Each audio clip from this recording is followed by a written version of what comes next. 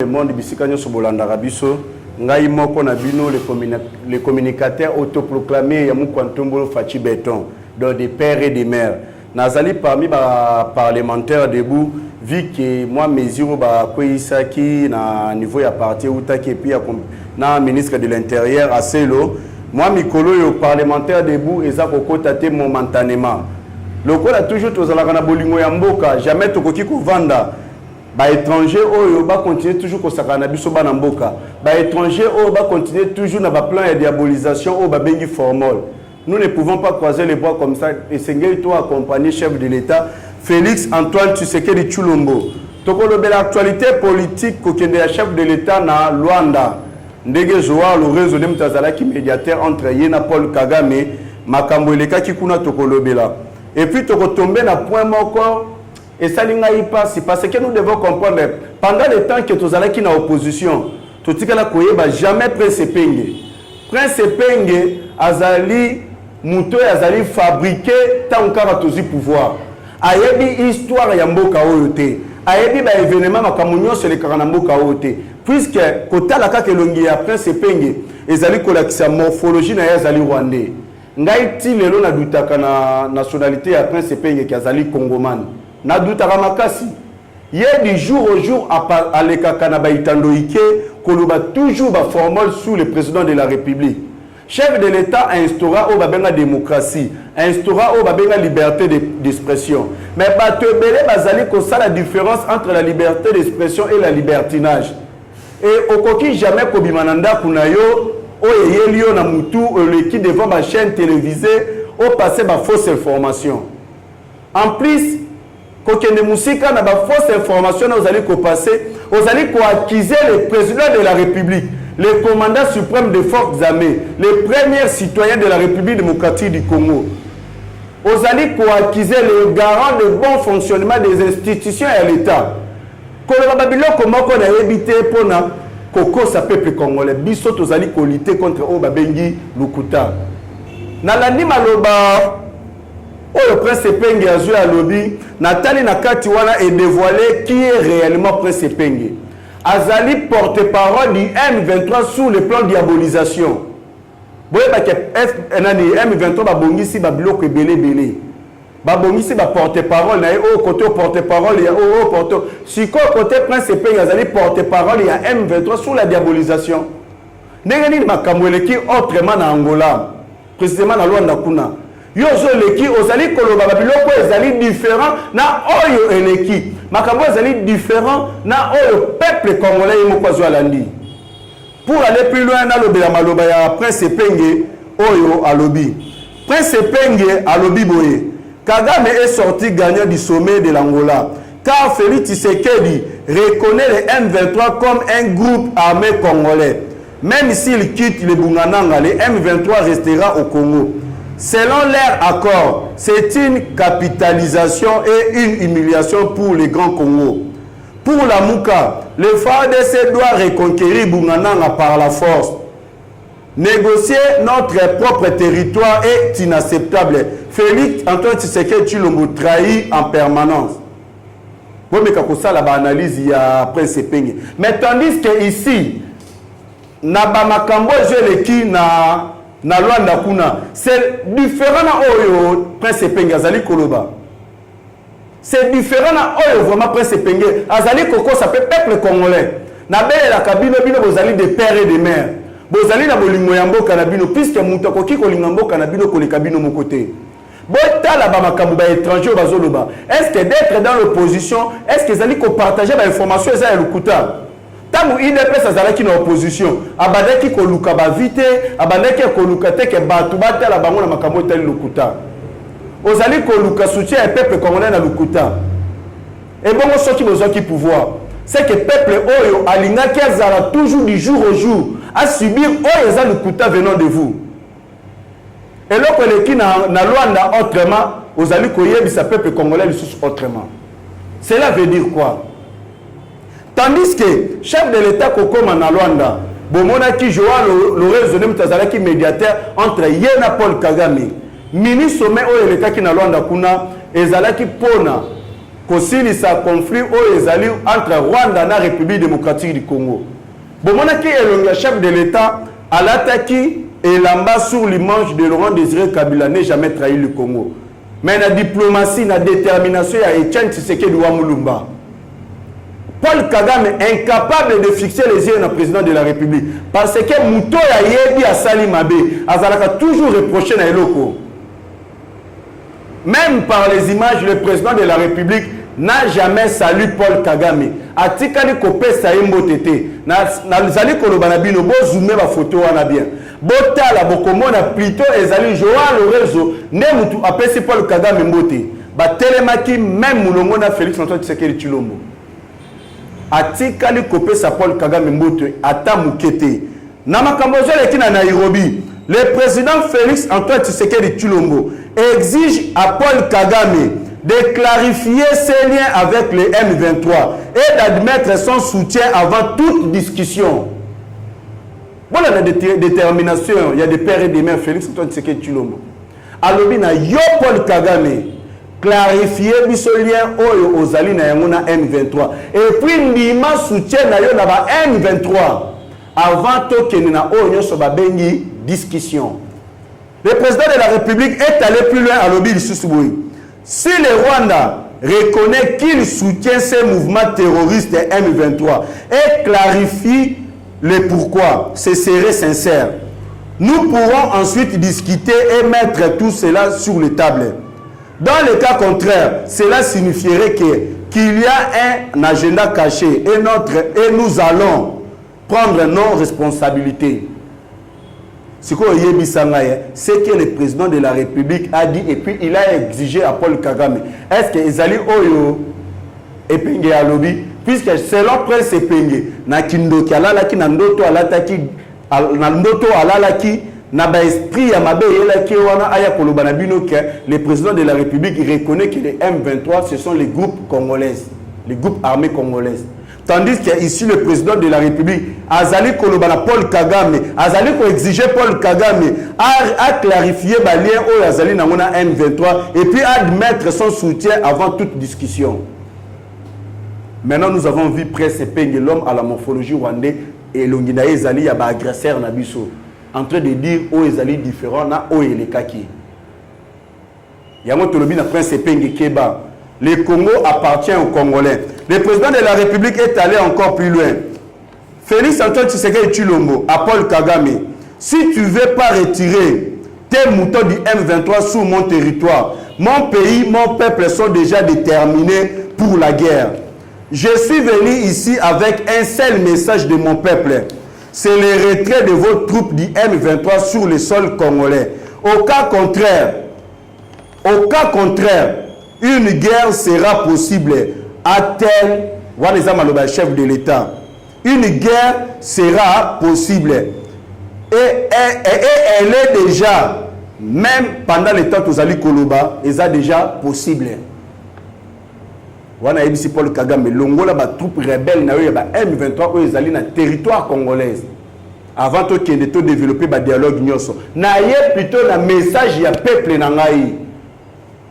Oh, le peuple azali ko exiger au longola au sala retrait ya ba troupe rebelle na yo na niveau ya sol congolaise. Au cas contraire, to zali déjà prêt pour la guerre. Au même moment où nazali koloba na yo déjà makambo zali ko salema na est du pays pour na koluka auto bengi pe na République démocratique du Congo précisément na est. Yango boyoka mu kontombola lobaka soit la paix totale soit la guerre totale. Veut dire la paix totale ezali soki Rwanda andimi kolongola ba troupe rebelle na ye o ezali ya ba M23 na sol congolaise.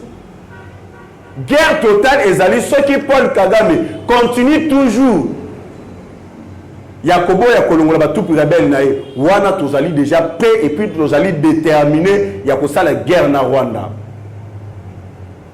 Oyo leki na niveau ya Angola na Rwanda, la communauté internationale toche tous les pays en témoin, peuple congolais en témoin, parce que le président Félix Antoine Tshisekedi Tshilombo a représenté son peuple et puis son armée FARDC.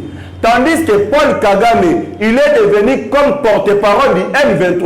Paul Kagame a représenté le groupe rebelle M23 au bazali coopérer dans l'est du pays na Luanda.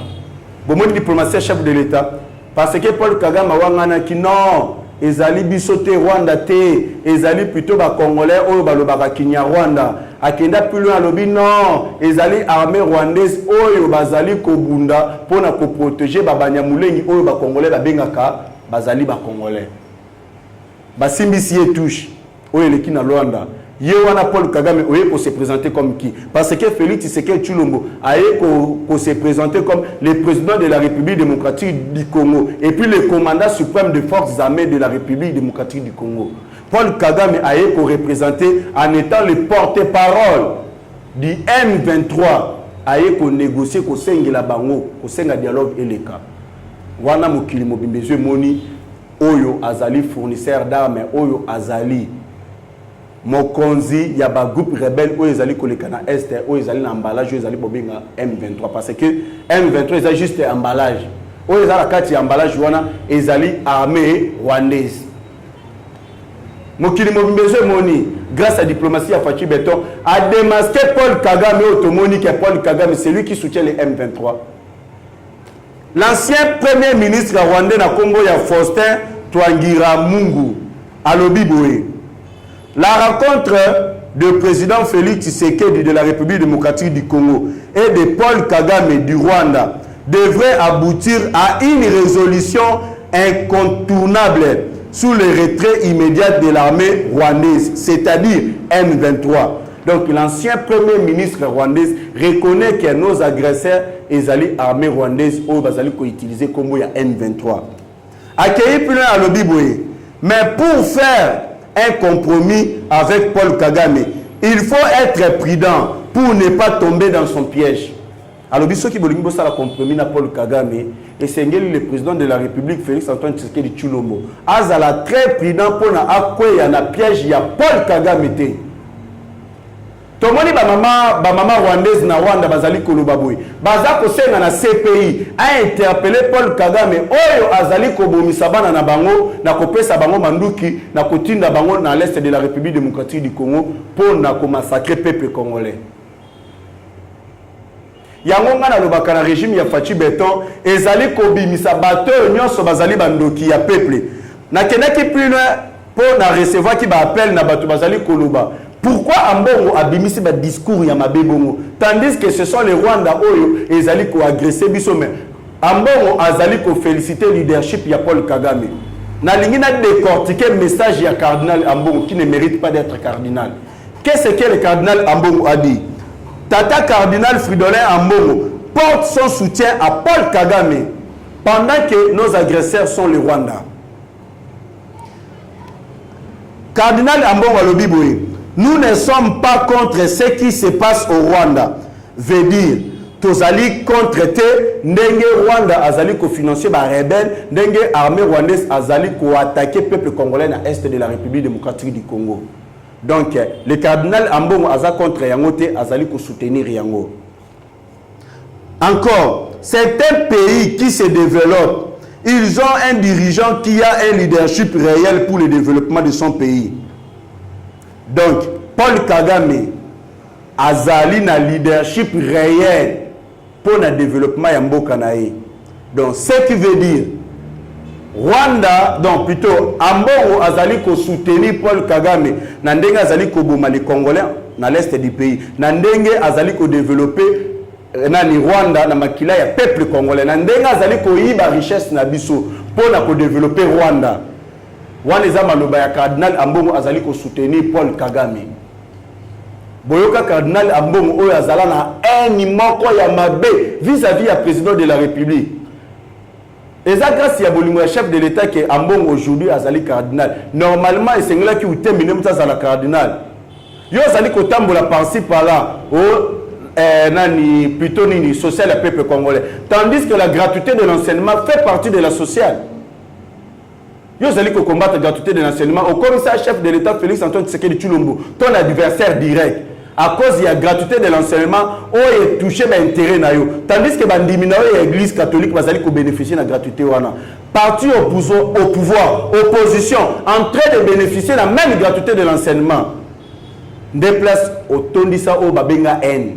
okenda plus loin en train de dire à Olive Lembe oko soutenir yena mobali nae. Mais tandis que Rossi Mukendi azo kufa na marche oyo et église catholique et salisa. Et puis Thérèse Kapangala na kati ya église catholique.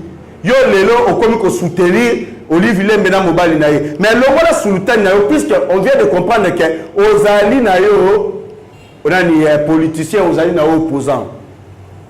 Ozali na porte-parole ya famille il y a Hippolyte Kanambe Kazemiri. Tu ne mérites pas d'être cardinal en République démocratique du Congo. C'est pour cela que nous, le peuple congolais, nous allons conseiller na Pape François. Alongola Ambongo, Nambo Kanabiso.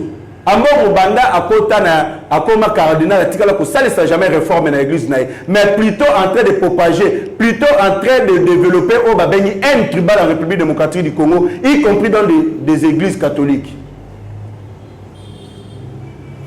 Maloba toujours et pas ya prince épeigne incapable ya kosomba peine pour na kosanola suki nae mais toujours capable de nous critiquer yo prince épeigne aux allez fabriquer toujours na régime ya Fachi Beton pendant l'opposition tu n'as jamais combattu et ça na image moko te kolakisa que prince épeigne tu as lutté pour la démocratie na mboka oyo.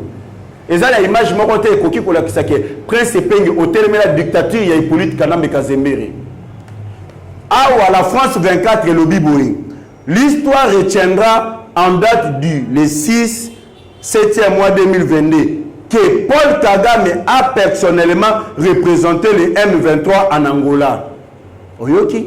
Wanezali France 24 et le Biboé. Histoire et candidate Yamokolo ya le 7e mois 2022 que Paul Kagame Yemoko personnellement a représenté le groupe rebelle au Ezali ya M23 na sommet au Eleki na Angola et puis féliciter Félix Antoine Tshisekedi Tshilombo pour cette victoire diplomatique.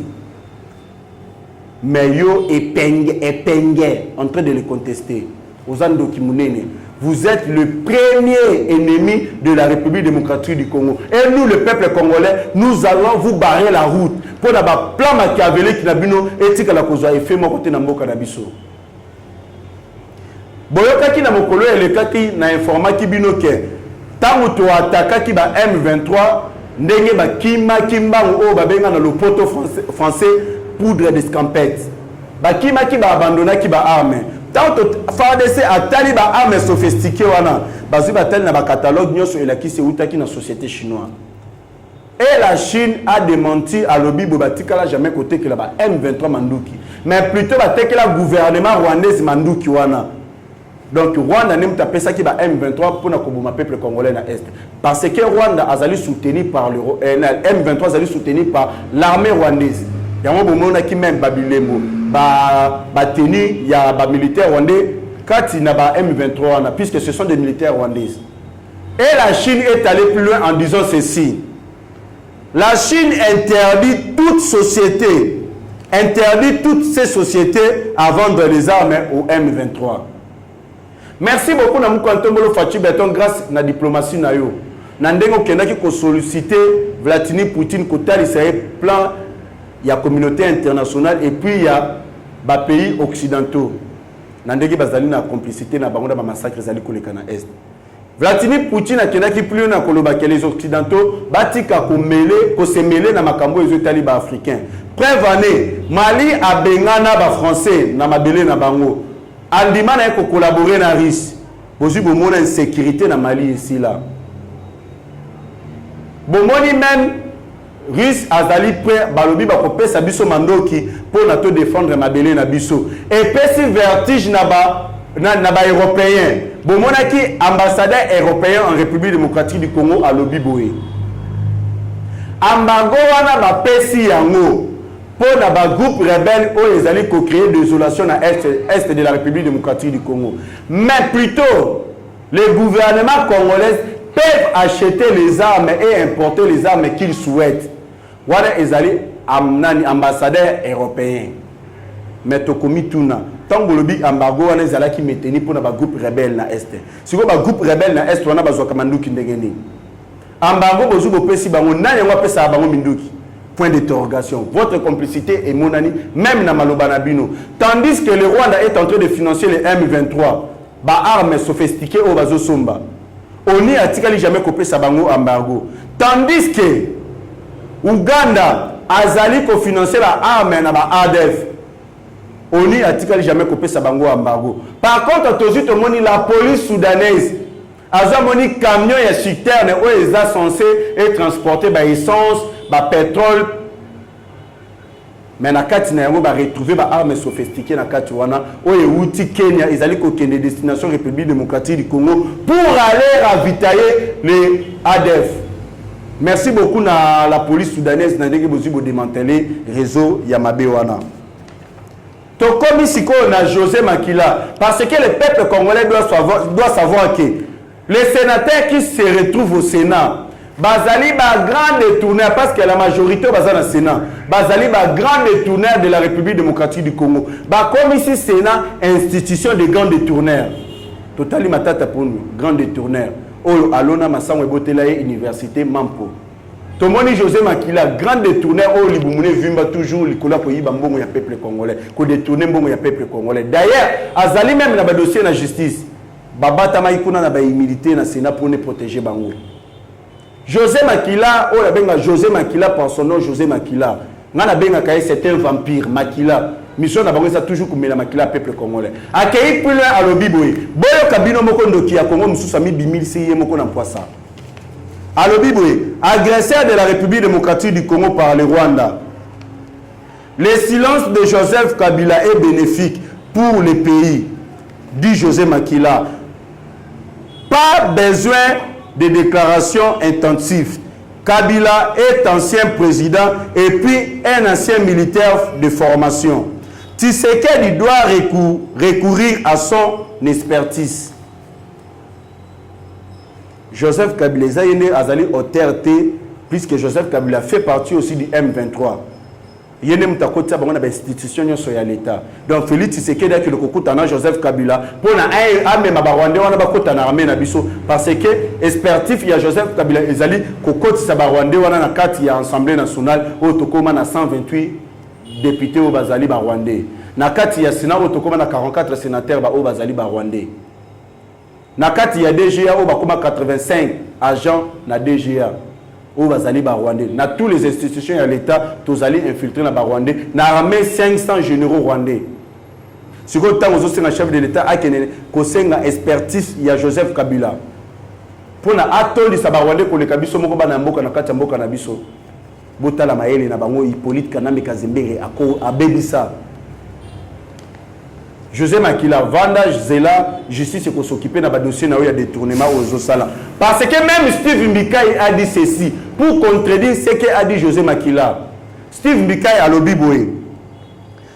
Le dossier de Paul Kagame n'a jamais été aussi mieux géré que sous Félix Antoine Tshisekedi Tshilombo. Paul Kagame est même devenu le porte-parole de son mouvement terroriste du M23. Il est démasqué grâce à Félix Antoine Tshisekedi Tshilombo. Wana maloba Steve Mbikai. Alobibo, dossier ya Paul Kagame o eza ya M23. Etikala kozala gérer malamu ndenge Félix Antoine Tshisekedi Tshilombo a géré ya moté.